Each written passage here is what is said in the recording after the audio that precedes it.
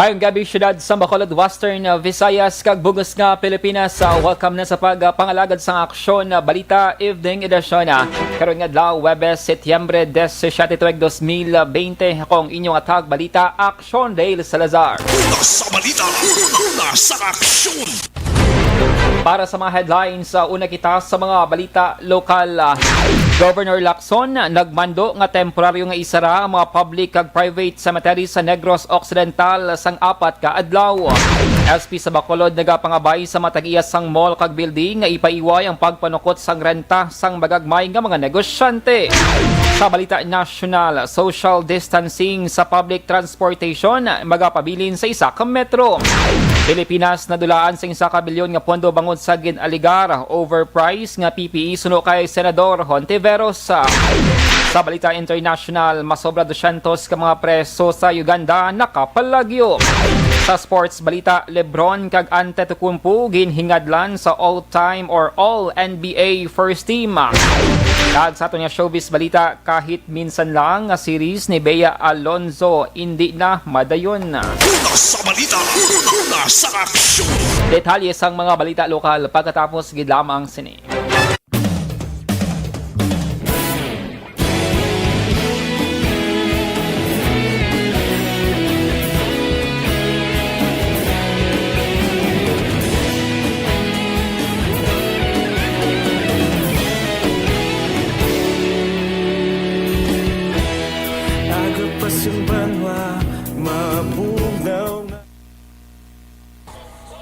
And good evening sa mga ka-aksyon namon nga live nga nag-monitor via Facebook Live sa Aksyon Radio Bacolod. Happy Thursday evening sa mga ka-aksyon naton nga nag-monitor via Facebook Live sang DYEZ. Recognize naton ang first batch no sa mga greetings nga ginapadala sa aton sila mga ka-aksyon sa FB Live. Good evening lang kay Sir Felix Sapiro. Mayang gabi si Sir Amuman, si Sir Dennis Richard Tiboroma, ang presidente. Good evening, sir. Araman, si Ma'am Emmy Esmeralda Dolido. Good evening, Action Dale, watching from Hong Kong. Salamat, Gid. And present naman si Ma'am Mary Jane Mendoza. Good evening, Action Dale and Anne. So every Thursday, kita lang anay nagapangalagad diri sa Aksyon Balita Evening Edition. Tapos buwas nga adlaw si Action An naman ang inyo sining makaupod. Si Sir Alex Fuentes, the perfect attendance per Mr. Alex Fuentes. Good evening sa inyo. Action Dale, happy Thursday sa imo, sir. Be safe. Be safe, no? Si Sir Alex Fuentes. Taga-adiin ni si Sir Alex Fuentes man. Kaya daw permigid siya present sa aton sining Facebook Live. Hi kay Jennifer Joseph Escaran, shout out gali kay Kap Danoy, isang barangay Handumanan nga ang bangga namon daw swimming pool. Baha lang kagalutak hambal unahon ang dalan pero basketballan ang ginuna. Sige, concern no si Ma'am Jennifer Joseph Escaran sa sitwasyon dira sa area sang barangay Handumanan. No kay subong adlaw naga-inulan-ulan diri sa may syudad sang Bacolod. Good evening, ara naman si Sir Fidel Togle Ortega. Good evening, Action Dale. Good evening man, sir. And happy listening. Ari naman si Secretary si Anthony Jones Tabulong Havilio. Good evening, Action Dale. Sige, salamat gid. Mayong gabi man dira sa imo. Si Ma'am Jocelyn Abu Yuan. Good evening sa imo, ma'am. And sa mga ka-aksyon naton nga padayon nga nag-monitor live sa aton sini nga pagpangalagad karon nga Thursday night. Si Ma'am Vanessa Mayo, how the Action Radio, and to you, Action Dale, good morning. Hope you're doing well and keep safe. Love from Minnesota. Sige, salamat gid kay Ma'am Vanessa Mayo. Araman si Ma'am Zet Aluna, good evening, Action Dale. Good evening, watching from Hong Kong. So padayon lang mga ka-aksyon nga i-comment down ang inyo sining nga mga greetings sa inyo sining nga mga pinalangga sa kabuhi, ang inyo sining nga mga pa-shout out sa inyo sining mga abyan kay family members kay dugay-dugay ato na balikan after sa mga local news sa aton sining nga pagpangalagad karon nga Thursday night. sa 66 nga mga Facebook Live viewers tonight. Please search nyo ang Energy Fans Club. Amo na siya ang fans club sang Aksyon Radio Bacolod para sa mga teens, no? So, standby mga ka-aksyon, dagay-dagay lawagon ta na ang mga local news diri sa may syudad sa Bacolod kag Negros Occidental. Sa hindi naton ma-recognize sa first batch sa greetings, bagabalik ako dugay-dugay. So, standby!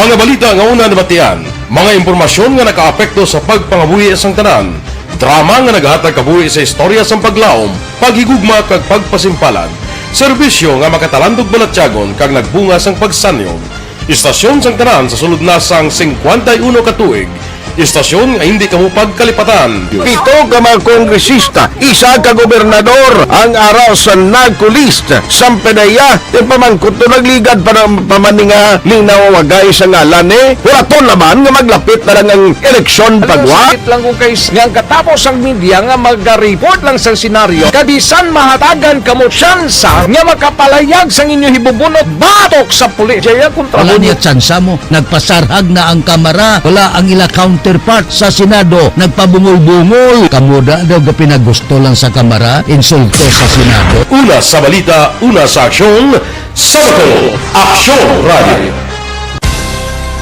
Today, DOA is confirming that a 38-year-old female Chinese patient under investigation, or PUI, is positive for the novel coronavirus 2019 DAS-CoV. I issued an order to Executive Secretary Major Dia clearly laying down the responsibilities of each department in implementing the bayanihan. Nasa aksyon! Lasay sa 14 Action Radio Philippines Standard Time magkakaroon sa detalye na sang mga balita lokal. Nagmando si Negros Occidental Governor Bong Lacson sa pagpasira sang tanan nga public kag private cemetery sa Bugos nga Negros Occidental. Umpisa Oktubre 30 tubtob Nobyembre 2 sa karon nga tuiga. Ini ang base man sa ginpermahan kag in-issue nga Executive Order number 45 sang gobernador na petsahan September 15. Nasaad sa EO nga tanan nga syudad kag banwa sa dalom sang Negros Occidental ang dapat nga mag-comply sa sining nga mando. Ang pagsira sa mga patsyo ang mag-umpisa alas 12:01 sa Oktubre 30 tubtob alas 11:59 sang gabi sang Nobyembre 2. Inasaad sa Section 4 sang Executive Order nga tanan nga tawo kag establishmento nga magbayular sang probisyon sang mando kag mga health kag safety protocol sang DOH kag National IETF ang magapangatubang sang kaso administratibo o kon kaso kriminal.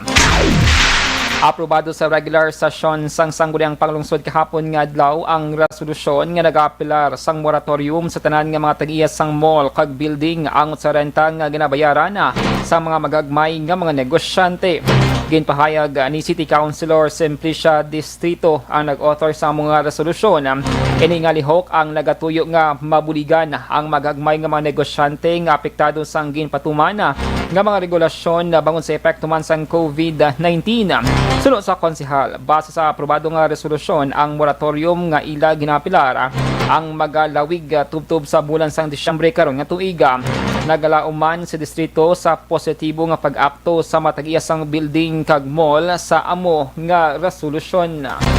Gapangabay kita nga kung pwede, nila na sila pag sukton kay para sa kabalo kita nga subong alin pa sang March nga daw puro pamerde siguro ang mga negosyan kita. So gapangabay kita sa ila nga itagaan na sila na isang chance nga makarecover man. Nabatian si Bacolod City Councilor Simplicia Distrito. Umpisa karon ng adlaw ginapatuman ng curfew hours sa may syudad sang Talisay, Negros Occidental. Ang executive order kon EO number 16 ang ginparmahan ni Talisay Mayor Neil Lizares III nga ang curfew ang mag-umpisa alas 8 sang gabi tubtob alas 4 sang kagahon.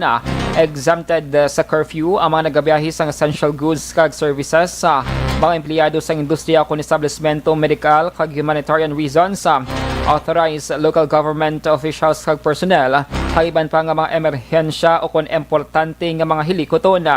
Nasaan pa sa executive order sang alkalde nga ang sinuman nga mag-abuso sa pagpatuman sang curfew ang subject naman sa disciplinary sanction. Sa dugang pa nga balita lokal, negatibo sa COVID-19 ang 30 sa 31 ka mga personnel kag staff sang City Disaster Risk Reduction Management Office sa may syudad sang Cadiz.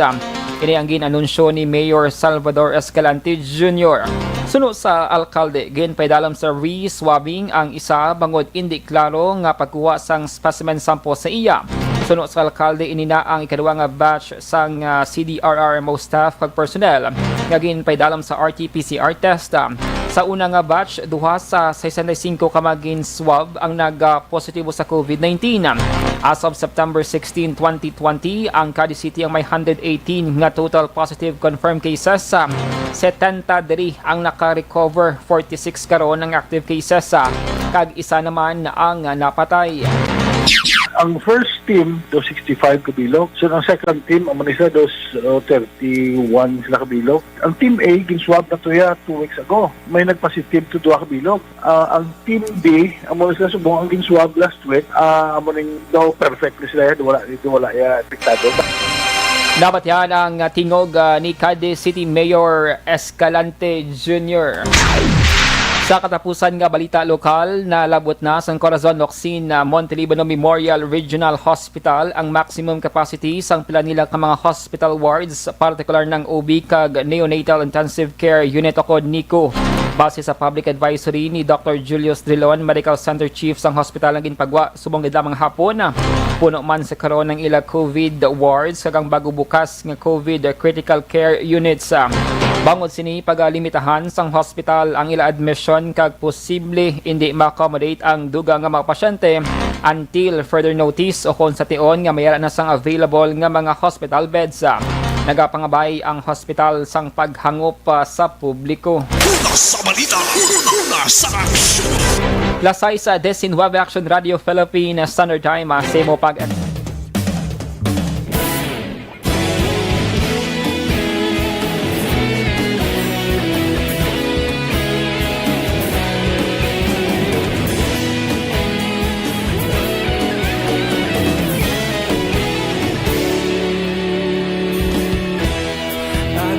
Simbanwa, mabugnaw nga hangin nagadapya na. Ikaw na ginapamati ang namon ginasandigan. Tingog sang probinsya, kamatuuran ginapalap na. Minsay nga may dala, paglaong kag kasanat.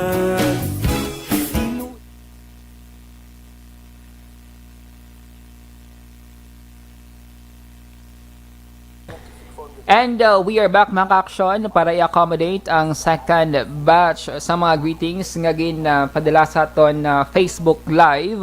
Subong Thursday night, no? So i-check naton ang pila ka mga ka-aksyon naton nga bago gid namang naka-tune in via Facebook Live. Hello lang dira kay Zet Alunan, Action Dale. Good evening, watching from Hong Kong. Present naman ang Energy Fans Club member, si Ma'am Liza Joy Ilona Morosa. Good evening. Si Pretty Mahilom, good evening, Action Day, keep safe and God bless. Araman si Sir Benjo Gonzalez Gargaliano, good evening, keep safe always. Si Sir Al Calixtro, good evening Sir Dale and Ma'am Ann. Pa-shoutout naman kay wife nga si Annalyn at mga kids namin na sina James, Philip at Alana Grace from Bago City. Thank you so much, Action Radio. Si Sir Al Calixtro, pasensya sir, wala ko kahapon ka-reply si mong mensahe sa messenger. Medyo sako gid, no? Pero, pasensya gid sir. Pero gina-recognize, pasalamat kami sa imo kay first time ni daw nga mag-monitor sa Action Radio. Kabay pa nga mag-sige-sige ang pagsuporta ni Sir Al Calixtro from Bago City, Negros Occidental. Salamat gid si Ma'am Heaven. Good evening. Si Sir Roland Octavio Araman. Si Ma'am Celidonia Santillan. Good evening, Action Radio, still watching from La Carlota City. Stay safe. Ikaw man, Ma'am Santillan. Present naman si Jean Oy Ceser. Good evening, Action Dale. Salazar, monitoring always. Salamat, Gid. Present man si Sir Edwin Pineda, si Darlene Desendario. Good evening, Action Dale. Monitor from Barangay Sumaga, Bacolod City. Kamusta ka mo dira sa Barangay Sumag? May mga pagbaha dira ba lang na eksperyensyahan or pagtaas ang tubig? Pwede nyo gina makapadala ka mo sang mga litrato, video via Facebook page, no? Sang Aksyon Radio Bacolod. Si Ma'am Olive Prado Gargaritano, permigid nga present from KSA Riyadh. Si Michael Camalon, pa-shoutout lang ko Aksyon sa Shell Tangub nga naga-monitor sila. Sige, salamat. Keep safe lang dira sa mga frontliners naton nga nagatrabaho sa mga gasoline stations. Salamat gid kay Sir Michael Camalon. Ara man si Jo Marie Lizelle Flores, good evening Sir Dale. And halong-halong sa tanan nga mga nag-monitor via Facebook Live tonight, nagwa ang report sang DOH Region 6 regarding sa mga new cases diri sa may Western Visayas. So subo-subo bangon ang Bacolod City ang mayroon sang 162 kamang COVID-19 cases. Amo na siyang report subong ka DOH Region 6 subong gid lamang nga adlaw. Padayon lang ang inyo sining pag-comment sa Facebook Live naton kay dugay-dugay magabalik kita sa third and final batch sa mga greetings sa aton sining mga ka-action. So standby.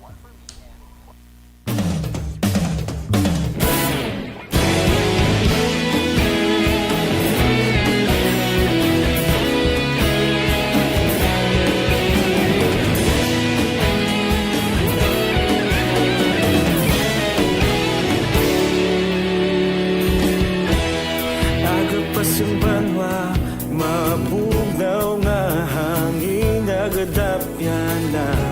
Ikaw nang ginapamati, alamon ginasanligan. Tingog sang probinsya, kamatuuran ginapalap na. Mensahe nga may dala, paglaom kag kasanat. Inuig na nagligan, ikaw gihapon ang ako nga istasyon. Sa pagbudlak sang adlaw, sa pagtuhaw sang biton. Mga balita nga dala inspirasyon. Aksyon Radio, Bacolod man sa gihapon.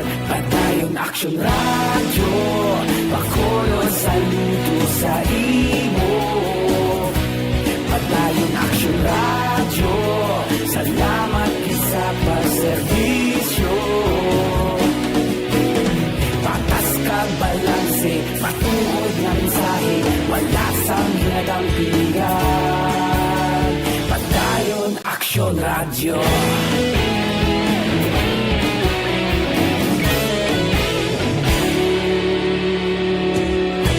Pagkolong kag Negrosanon, inyong pamatian. Stasyon nga nagapalaplag sang kamatuuran. Mabakod nga prinsipyo, reporter handa sa serbisyo. Kahapon Una sa aksyon!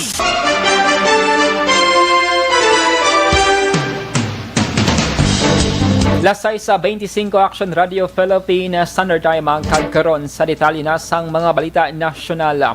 Magapabilin ng isa ka metro ang distansya sa mga commuter sa isa kag isa samtang pending pa ang desisyon ni Presidente Rodrigo Duterte angon sa bago nga pulisa angon sa social distancing rules sa public transportation. Ginpahayag ni Presidential Spokesman Harry Roque subong adlaw ining ginpalayagman ni Transportation Secretary Arthur Tugade sa pagsinapol sang National IATF subong adlaw Webes.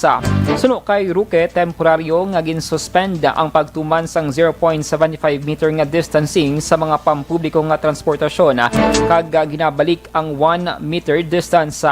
Suno kay Roque, posible magadesisyon ang presidente angot sini sa maabot nga Lunes sa Septembre 21. Samtang nadulaan sang kapin 1 ka bilyon ka pesos nga pondo ang gobyerno sang Pilipinas bangod sa ginaligara overprice nga PPE nga ginbakal sang Budget Department sa tung Abril kag Mayo. Suno kay sa Dorisa Hontiveros, 3 million sang 5 million nga PPE sets nga ginbakal sang DBM ang gikan sa Chinese companies. Nagaklaim si Hontiveros nga overprice ang PPE sets sang 200 500 pesos ang kada isa. Ikumparar sa gin-estimate nga presyo sang Philippine General Hospital na yara sa 1,200 sa 1,500 pesos. Sunod sa senador, overpriced na ang PPE kag ini ang wala pa kinhimo sa Pilipinas. Para kay Hontiveros, ang 1 billion pesos ang pwede kuntani nga makabakal sang mas madamo nga PPE, ilabi na sa tion nga madamo sa mga health workers sang napatay bangod wala sang nagakaigo nga proteksyon. Gin-question man ni Hontiveros nga mas maayo nga pasakaan ang sweldo sa mga frontliners sang sa iban ang mga nurses sa pagtrabaho sa luwas sang Pilipinas. Nagsaka ang COVID-19 cases sa Pilipinas sa 276,289 matapos nga nadugangan sang 3,375 ka mga bagong nga kaso subong nga adlaw. Ini na ang ikapulo nga sunod-sunod nga adlaw nga masobra sa 3,000 ang bago nga mga COVID-19 cases nga gin-report sa Department of Health. Ang Metro Manila ang nakarecord sang pinakadamo nga bago nga mga kaso nga mayara sang 963. Nagasunod ang Bulacan nga may 448, Cavite nga may 274, Negros Occidental nga may 153 kag Batangas nga may rasang 119. Sunod sa DOH may 317 nga nagdugang nga nag-ayo sa masakit. O kon kabugasan nga 208,096 ka total COVID-19 recoveries. Ang death toll ang nagsaka naman sa 4,785 matapos nga nadugangan sang 53 ka mga bagong nga patay. Ang Pilipinas ang may 63,408 ka mga active COVID-19 na cases. Una sa balita, una sa aksyon. Lasay sa 29 Action Radio Philippine Standard Time dugang nga mga balita pagkatapos gid lamang sini.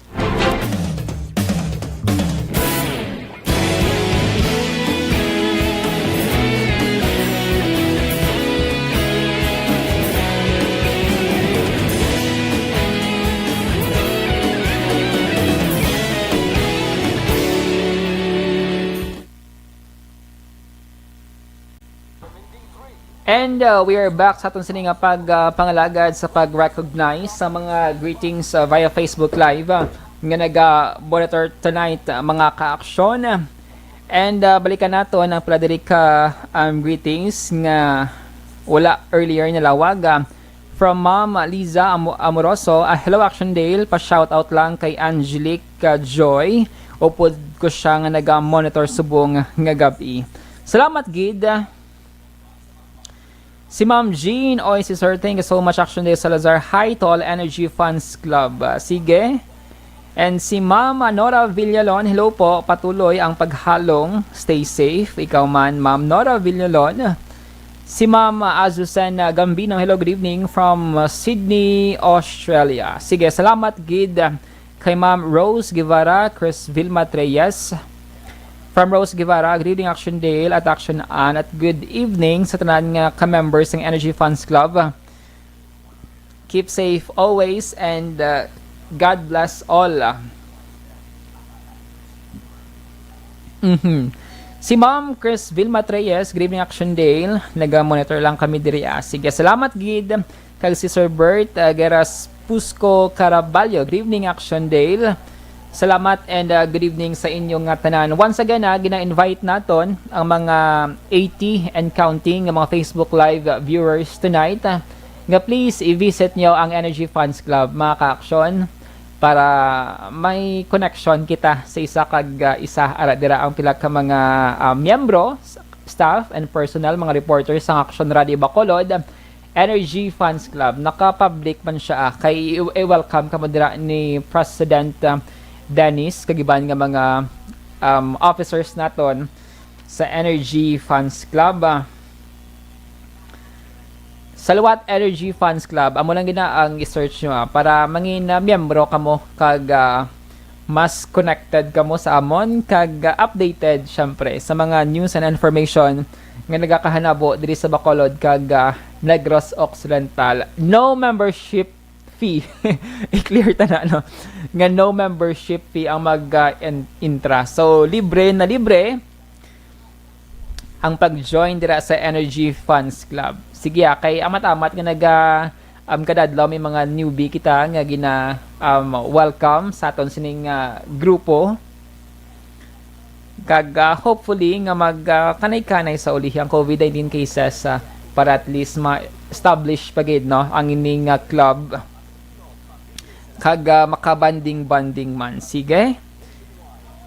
Si Ma'am Gemma Makilan, si Ma'am Gemma naga-inquire ni sa aton. Hello Action Dale, halong good perme. Sige, ikaw man, Ma'am Gemma Makilan. Si Laila Arsenal watching here in Hong Kong. Pa-shoutout po sa pamilya ko dira sa mga anak ko, Jeric Rickson and Trisha Arsenal. Thank you. Sige, salamat gid. Saan ba yung mga aksyon para sa itong Balita International, sports kag showbiz. Salamat gid and halong perme.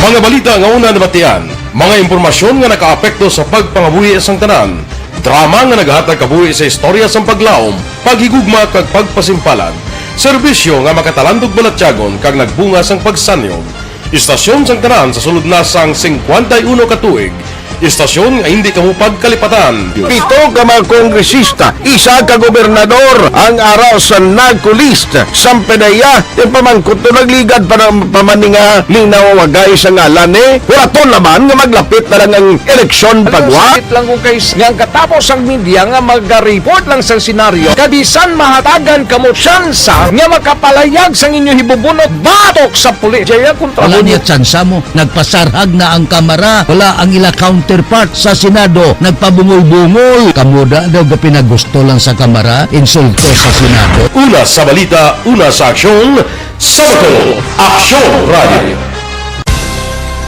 Today, DOA is confirming that a 38-year-old female Chinese patient under investigation, or PUI, is positive for the novel coronavirus 2019-10-CoV. I issued an order to Executive Secretary Major Dia clearly laying down the responsibilities of each department in implementing the Bayanihan to Heal as One Act. Makabig nga pinakadako nga hangkat nga natubang sang pungsod Pilipinas ang COVID-19 pandemic. Tanan nga sektor ang apektado. Tanan nga kinahanglan sa pagtamod kag nagakaigo nga pagserbisyo. Bisan pa ang industriya sa pagwaragwag nagapangatubang sang kaangay nga pagpanghangkat. Apang Aksyon Radio Bacolod wala nagbiya sa pagpangalagad sa kahanginan sa pihak sang kabudlayan, peligro kag risgo nga dulot sang pandemya.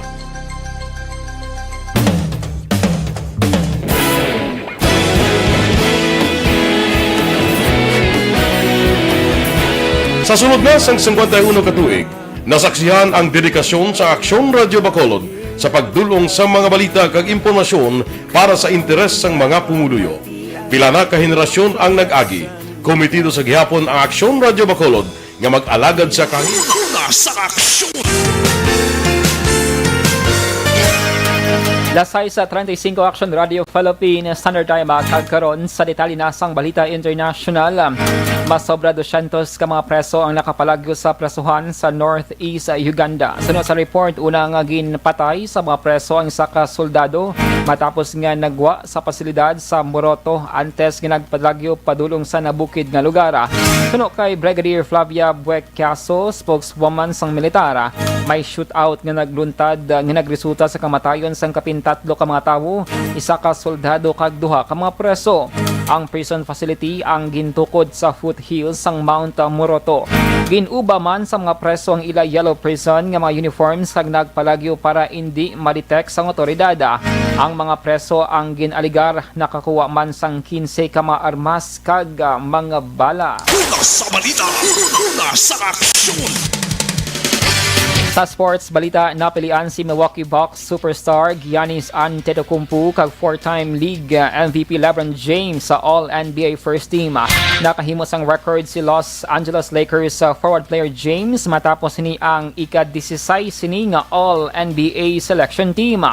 Nalapawan ni James si Kareem Abdul-Jabbar, Kobe Bryant kag Tim Duncan nga mayara sang tig 15. Si James ang may 13 ka mga seleksyon sa iya unang team, duha sa second team, kag tatlo naman sa iya third team. Si reigning league MVP Antetokounmpo ang mayroon naman sang 4 ka All-NBA selections. Lakip na diring duha sa iya unang team. Upod sang duha ka mga players sa All-NBA first team ang mosanda Houston Rockets guard James Harden, Lakers forward Anthony Davis kag Dallas Mavericks guard Luka Doncic. Una sa balita, una sa aksyon. Kag sa ato naman nga showbiz balita, kinahanglan nga maghulat ang mga fans ni Bea Alonzo antes luwat nga makitaan ang aktres sa teleserye. Ini matapos nga ginanunsyo sang ABS-CBN Entertainment Production Unit Star Creatives nga hindi na madayon ang production sang series nga kahit minsan lang. Sunod sa Star Creatives, ang material nga gina-develop para kay Bea ang hindi mabi-abi sa karon bangod sa restrictive scenarios sang shooting. Ginapaabot sang Star Creatives nga liwat nga makatrabaho ang aktres sa palaabuto na. Sadtong Septembre tuig 2019 sang wala pa sang COVID-19 sang una ginanunsyo ni Bea ang ini nga proyekto sa iya mga followers paagi sa Instagram. Una sa balita, una sa aksyon. Lasay sa 38 Aksyon Radio Philippine Standard Time, inyo nabatian ang kabugusan ng mga balita sa Aksyon Balita Evening Edition. Karon nga adlaw Huwebes, September 17, 2020. Sa liwat ako ang inyong atag balita Aksyon Dale Salazar. Una sa balita, una sa aksyon sa Bacolod Aksyon Radio. Aksyon Radio Live Manila Broadcasting Company. Sa balita, komentaryo, isyu, serbisyo publiko. Aksyon Radio. Sa Bacolod, Aksyon Radio. Aksyon Radio.